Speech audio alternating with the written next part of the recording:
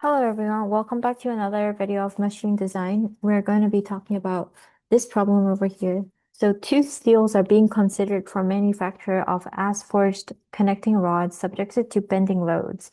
One is AISI 4340 chromium molybdenum nickel steel capable of being heat treated to a tensile strength of 260 kpsi. The other is a plain carbon steel AISI 1040 with an attainable ultimate strength of 113 kpsi.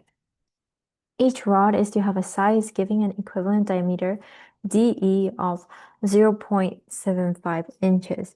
Determine the endurance limit for each material. Is there any advantage to using the alloy steel for this fatigue application? So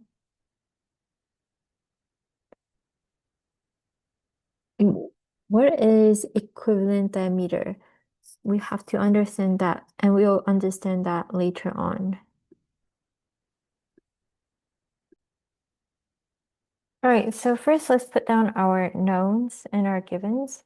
So we have two types of steel. So one is AISI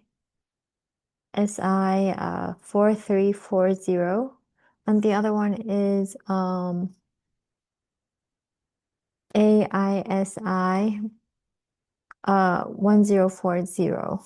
So for AISI, we know for 4340, we know that the ultimate strength is capable of being heat treated to 260 kpsi. It is a AISI 140, 1040. Oh, it is SUT, so the ultimate tensile strength. It's capable of attaining 113 kpsi. So, and each rod is to have a size giving an equivalent diameter of DE equals 0.75 inch.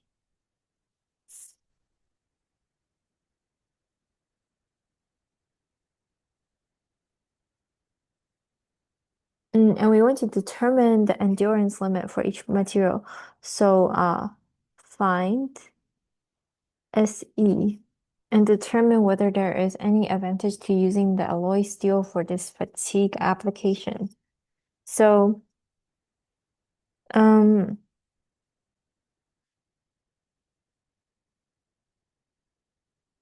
so basically we the one with a higher endurance level, if it is significantly greater, um then there'll be an advantage to using it. But if they're not significantly different, then we usually pick the cheaper option, which is the non-alloy, even if the alloy is endurance limit is slightly higher than the non-alloy's endurance limit, if it is only a little bit different.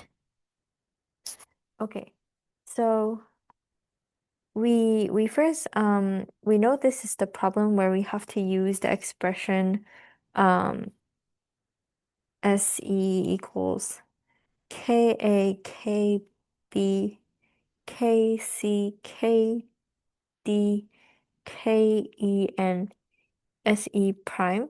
So we actually have to find all of these factors, all of these K factors. Um, but first, um, we can find the surface factor. Ka is known as the surface factor. And this requires looking in a lot of tables.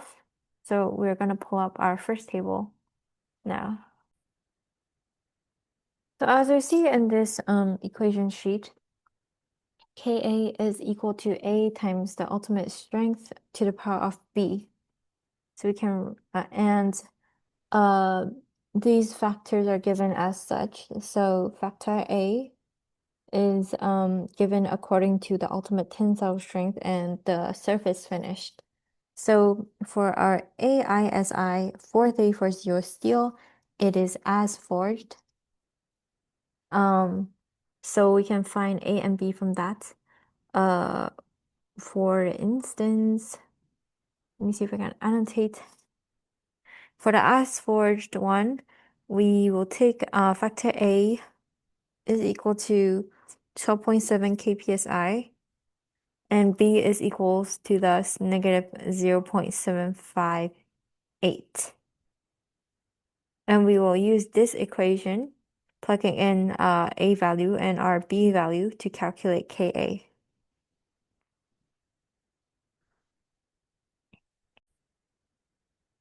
So Ka is equals to A SUT to the power of B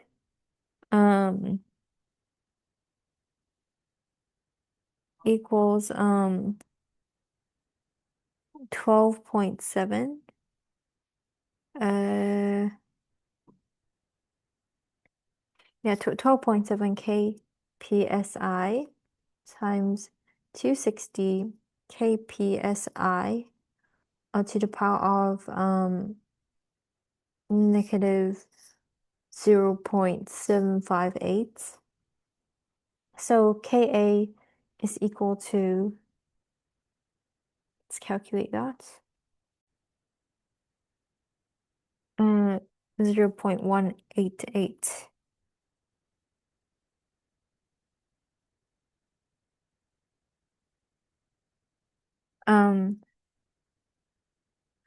What about for the size factor Kb? Kb is known as the size factor. We have to look in another table for Kb.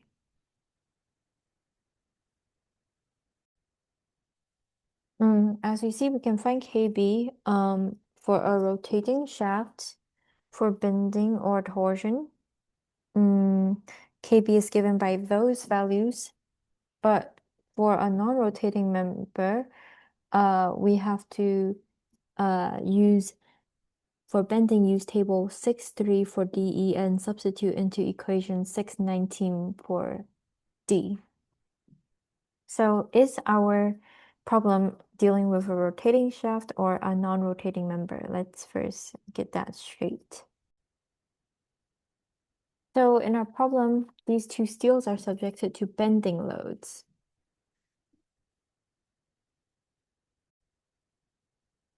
Thus, it involves a non-rotating member. So you have to use table 6.3 for DE and substitute into equation 6.19 for D. Yes, we already have our DE value, which is helpful. So we can determine which KB equation over here to use. Which equation over here to use. So what is our equivalent diameter? Our equivalent diameter is 0.75 inch, which lies between 0.3 and 2 inches. So we'll be using the first equation over here.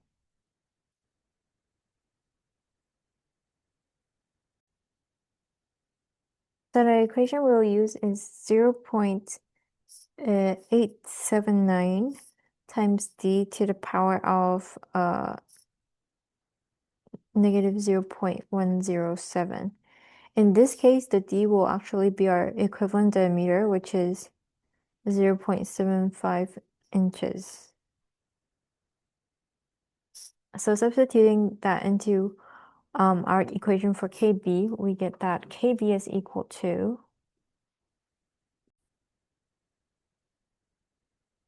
0.906, and this is equal to KB. What about the loading factor KC?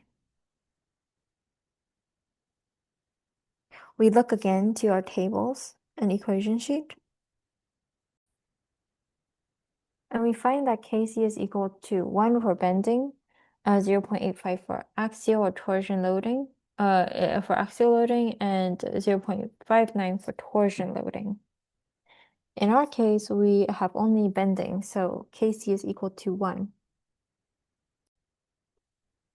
So Kc is equal to 1 for bending.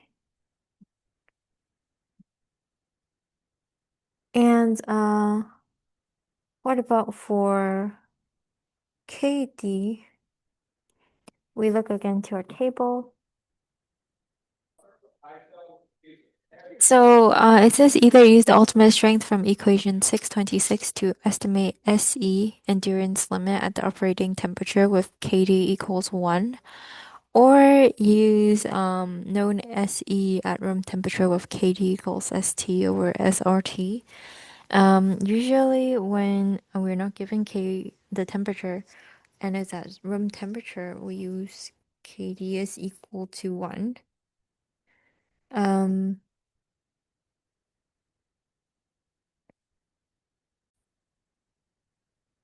So usually we use KD equals 1 when it's at room temperature or when the ultimate strength is known for the operating temperature, which is the reason in this case, I think.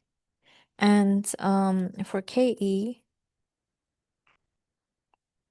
we have to go back to our table again. So reliability factor KE corresponding to 8% standard deviation for the endurance limit. So when the reliability factor KE is equal to 1, the reliability is 50%. And this is usually our go-to if the reliability isn't really known. So, so we can use KE is equals to 1. And what about the SE prime? You will notice that at the end we have this SE prime over here.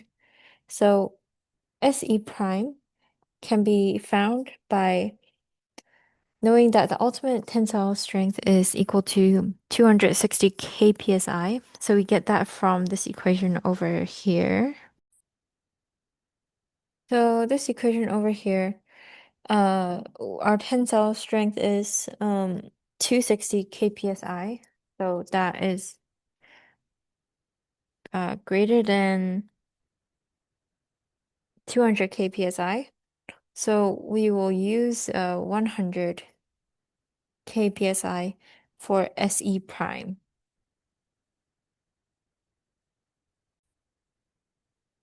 So SE prime is equals to 100 kpsi. So plugging in all the known values, we have that SE is equal to KA, KB, KC, KD, KE, and SE prime, and is equal to 0.188 times 0.906 times 100 kpsi. Because all the rest of the factors, KC, KG, and KE are all 1. So if we want to be more explicit, it would be times 1, times 1, times 1, and then times 100 kpsi. So then it is equal to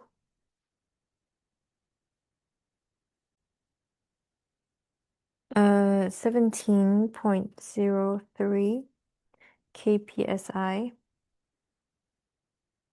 So this is the answer for our AISI 4340 steel. But what about the AISI 1040 steel?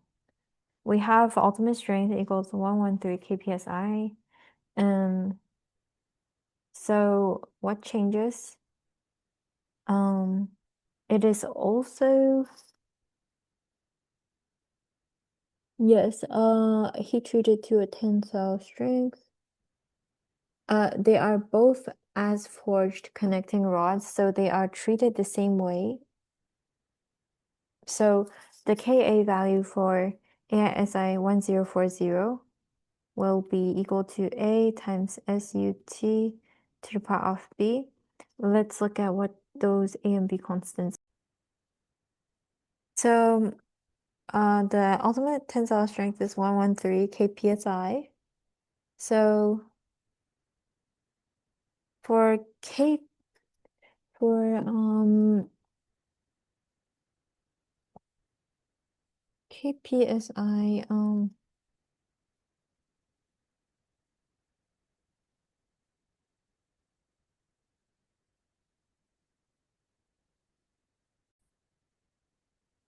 So I think it doesn't depend on the ultimate tensile strength value. It only depends on the treatment, the surface factor. And they're both as forged. So our value for Ka should be this should be different for both. But the A and B values are the same. So we have 12.7, and this time we use 113 kpsi, and then to the power of negative 0.758, just going off of what we had over here. So if we calculate this, we get that Ka is equal to 0.353.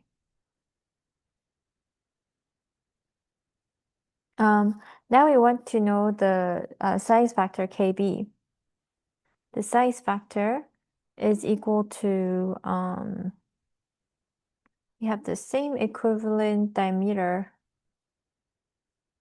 So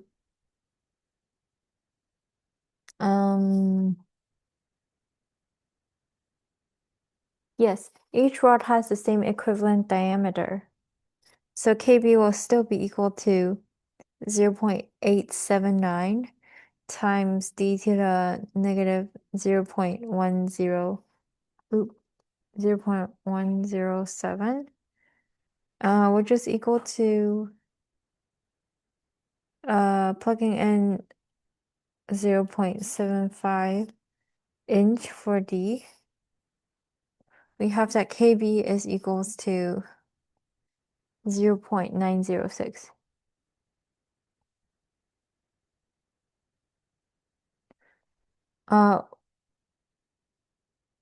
And Kc, Kd, and Ke are all the same. So Kc equals 1, Kd equals 1, and Ke equals 1 as well. Reliability factor. So this Se, and first we have to find, lastly, we have to find Se prime 2. And our ultimate tensile strength for this one is 113 kpsi. From our equation sheet, 113 kpsi is less than 200 kpsi, so it's approximated by 0.5 times the ultimate strength.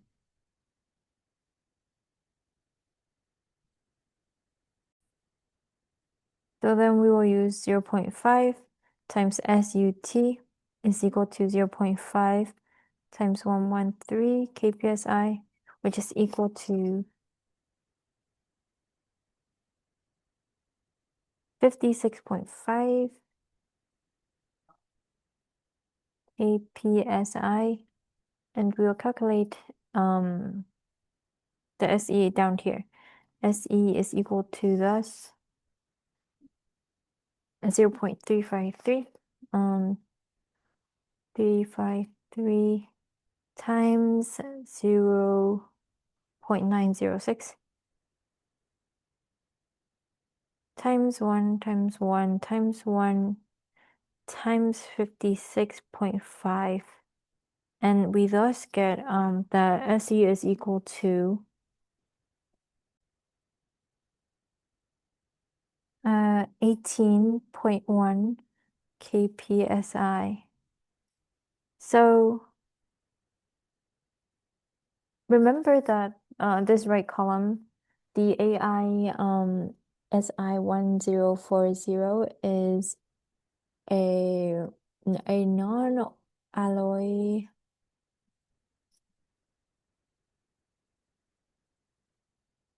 Yeah, and then the CRMONI steel, this is the alloy.